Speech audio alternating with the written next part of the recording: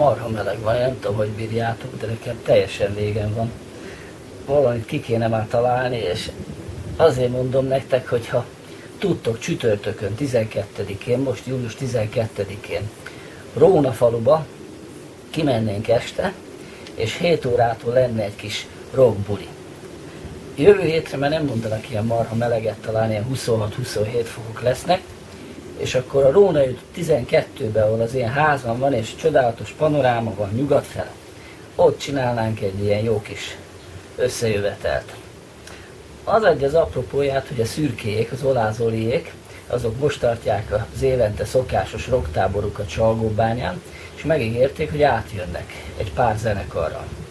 Játszanak majd a Lúzerok, ezek egy Nagyorossziból való, nagyon-nagyon fiatal banda, dobosuk talán 9 éves, aztán Karancskesziből vagy Lapújtőről már nem tudom, de játszanának a Kotta nélküliek, utána pedig a Szajgon és a tanárokkal együtt csinálnak egy kis jam zenét. Hát nyilván ez már ilyen naplemente dolog lenne, úgyhogy szerintem ez egy jó buli.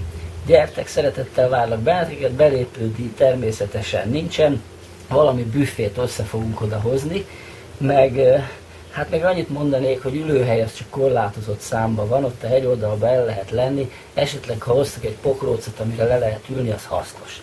Úgyhogy várlak benneteket szeretettel.